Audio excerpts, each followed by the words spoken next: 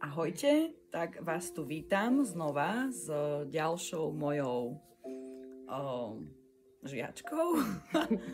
No, proste s ďalšou ženou, ktorá sa zúčastnila tantry, ktorá sa zúčastnila tantrického učenia pod môjim vedením.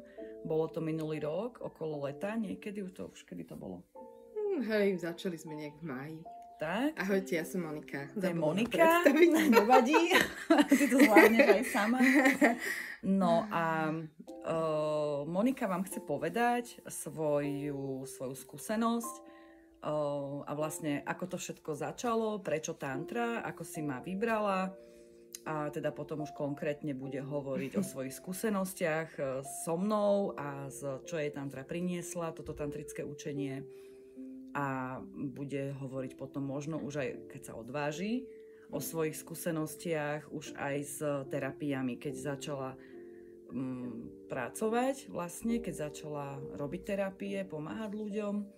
Monika je inak masérka. Koľko rokov masíruješ?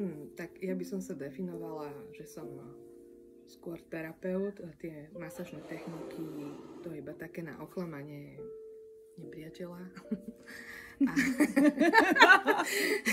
No. ale v svojej podstate áno, robím s ľuďmi veľmi dlho, 13 rokov, takže tieto tantrické učenie vlastne iba ako keby vyzdobilo už celú tú moju prácu a prístup k životu, ku klientom aj k samej sebe.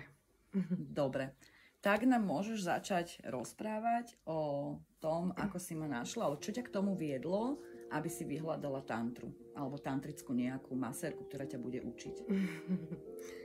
Tak to také splanutie tej myšlienky bolo, že mala som potrebu očistiť svoje telo od energie, ktorá mi nepatrila. Lebo dobre vieme, že tým, že máme intimný vzťah, teda v mojom prípade s mužom, tak ja som mala som potrebu proste sa očistiť.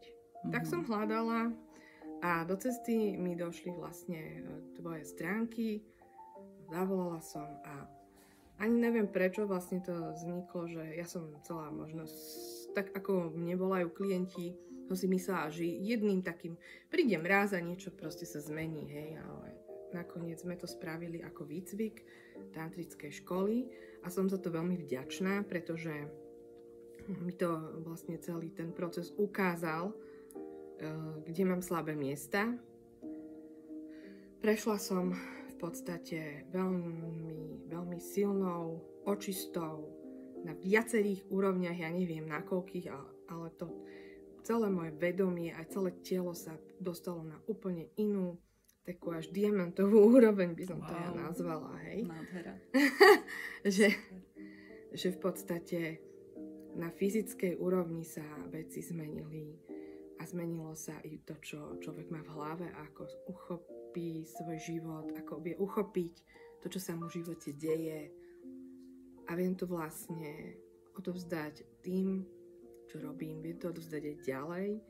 Veľmi som vďačná za napríklad úplne, že super, také to prežívanie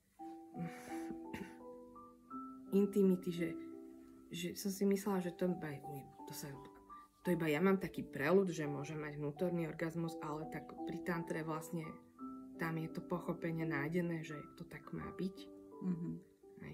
Lebo aby človek mal orgazmus, nepotrebuje k tomu úplne skoro vôbec nič robiť. A v podstate, ak to tak je, tak ľudia majú veľmi silné neurózy a nie sú vôbec v sebe a sú stratení na tomto svete. A my sme tu na to, aby sme im pomohli, aby sa našli. Áno, aby sa našli. Aby sme im dali to pomocné lano. Úplne geniálna vec je napríklad, za to som ti veľmi vďačná, si ma naviedla na vaginálne mapovanie.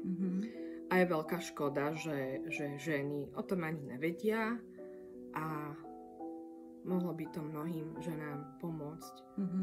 Či už majú problémy s otehotnením, alebo sú po ťažkých pôrodoch, tak ako aj ja som proste toto napríklad dosť vyriešila. Že sa uvoľnili veci na fyzickej úrovni. po koľkých rokoch, že to už je štvrťstoročie. Po porodoch. Takže to je geniálne.